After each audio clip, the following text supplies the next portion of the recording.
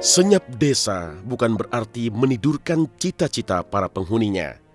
Seperti Cakra Khan, anak desa dari Pangandaran, Jawa Barat yang sejak kecil membawa setangkai mimpi untuk menjadi penyanyi.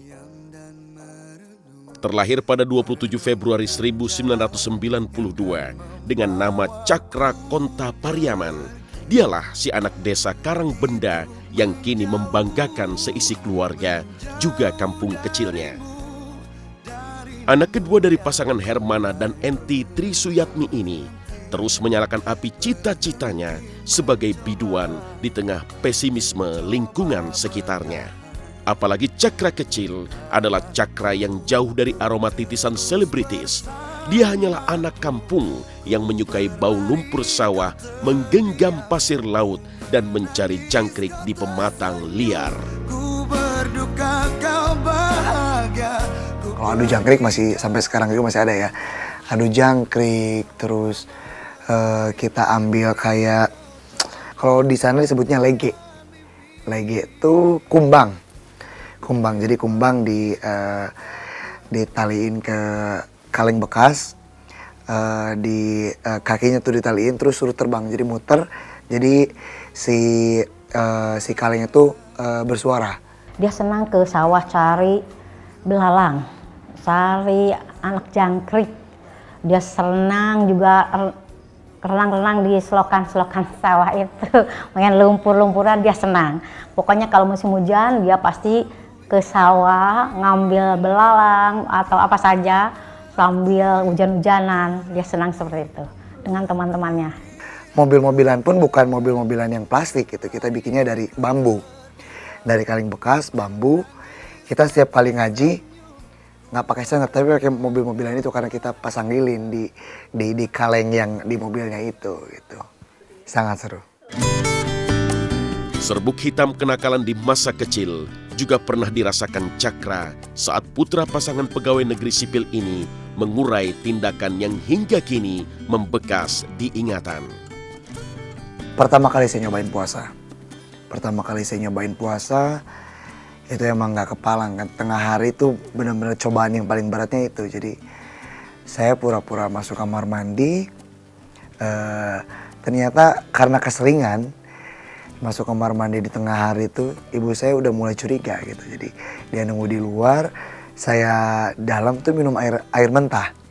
Jadi kedengeran kan si suara waktu kita naguk air itu kedengeran banget. Jadi waktu saya keluar, makan aja deh.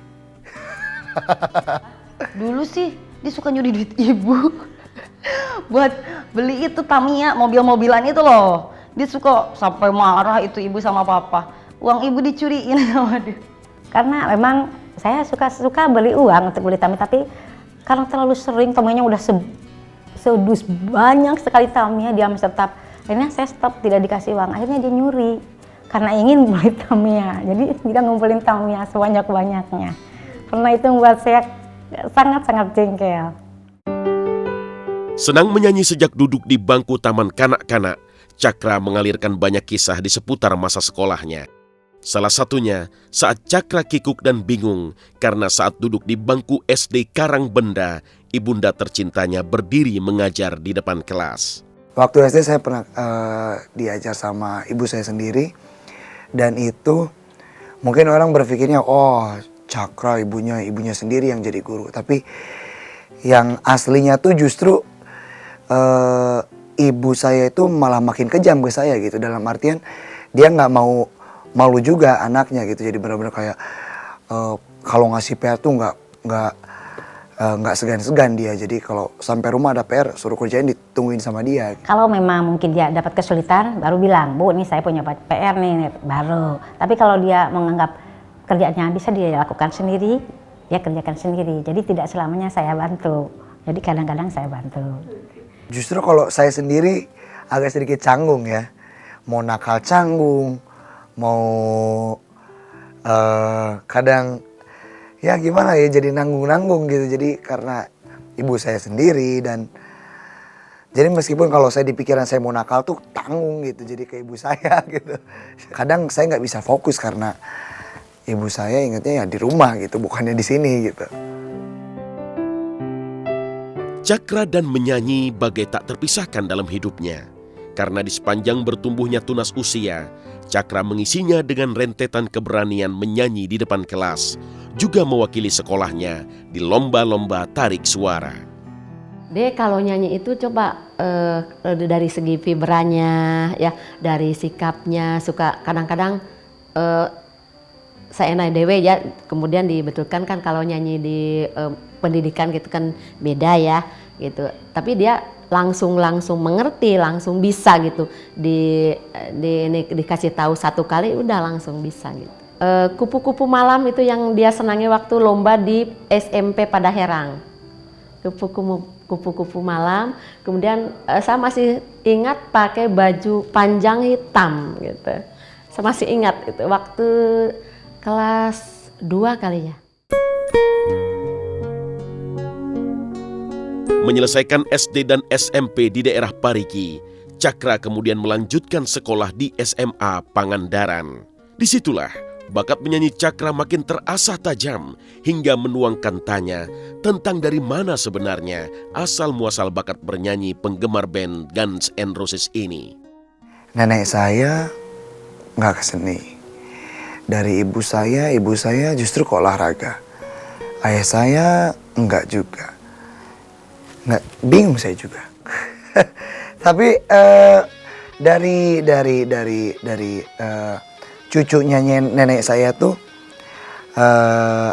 kakaknya ibu saya tuh, anaknya tuh ada yang bisa ngelukis, ada yang bisa seni tari gitu. Jadi ya mungkin darahnya dari kakek saya mungkin itu termotivasi karena dulu om saya tinggal sama keluarga saya kan, jadi sering denger musik-musik kayak Guns N' Roses, jadi kayak Deep Purple, kayak Metallica, itu jadi breakfast saya gitu. Jadi benar-benar makanan pagi saya kalau tiap ke sekolah tuh lagunya pasti kalau nggak Sweet Child O' Mine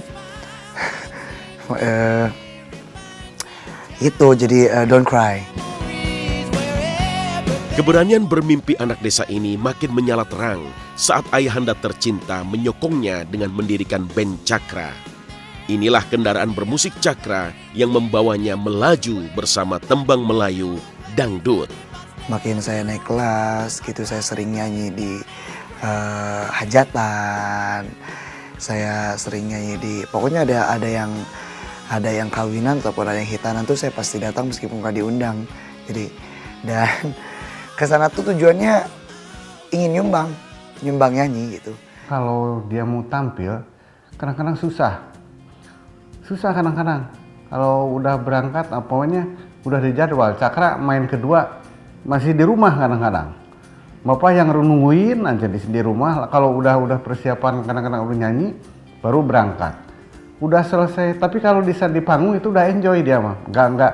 Jadi kalau walaupun dia kelihatan kadang-kadang ragu atau gimana ya, kadang-kadang kalau udah tampil dia nggak jadi masalah. Jadi penonton segernya itu. Jadi dan kelanjutannya kalau sudah selesai nyanyi atau berapa lagu dia mah pinginnya pulang. Dicemooh, diejek, juga dipandang sebelah mata menjadi warna perjalanan karir Cakra di pentas menyanyi. Saat itu rasanya dunia mau runtuh sebab cacian terasa menyakitkan. Waktu itu saya nyanyi ingat, saya pertama nyanyi, saya dilempar makanan. Ya namanya anak kecil kan, langsung drop di sana, saya nangis ke belakang sound system. Tapi ayah saya bilang, kamu yang nyanyi, naik lagi.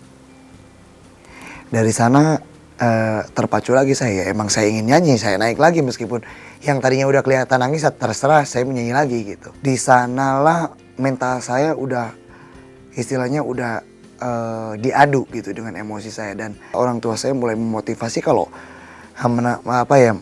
menanamkan kalau kamu ingin sesuatu, ingin fokus di salah satu bidang ya jangan tanggung-tanggung gitu, hajar aja gitu. Waktu kecil dia nyanyi dangdut, malah waktu kecil tuh Cakra sempat rekaman ke Jakarta biasa, diantar papa ke sana. Cuman tau lah pokoknya katanya kata penciptanya itu ditolak gitu-gitulah, si kasetnya tuh ditawar-tawarin udah. Cuman Ya pokoknya nggak diterima aja lah intinya.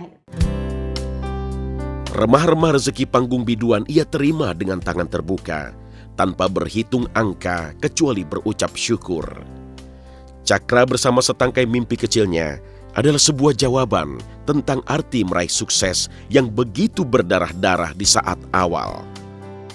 Untuk jajan udah bisa, dengan istilahnya dalam 20.000 tuh, 10.000 tuh sangat gede gitu. Jadi untuk ukuran SD dan di istilahnya di desa tuh jajan apa 20.000 nggak bakal habis dalam 2 minggu 3 minggu gitu. Nggak itu sangat gede sekali buat saya gitu. Kalau dia itu memang kalau dapat buruhan kalau gitu ya dari panggung, dia mah nggak apa, dia dihabiskan sendiri buat jajan, bagi-bagi pada temen gitu. Itu adat Cakra memang demikian gitu. Cakra itu ya cita-citanya ingin jadi penyanyi. Dari kecil itu memang sudah kelihatan sekali. Di mana-mana nyanyi. Di rumah nyanyi, di tempat main nyanyi, di sekolah nyanyi. Jadi memang kalau ada Cakra ramai dengan suaranya gitu. Dia selalu nyanyi. Pas awal-awal di Bandung malah ada temennya itu pengamen. Dia ikut ke kosannya dia, Cakra mandi, barang Cakra dibawa semua. Ketipu dia tuh sama temennya.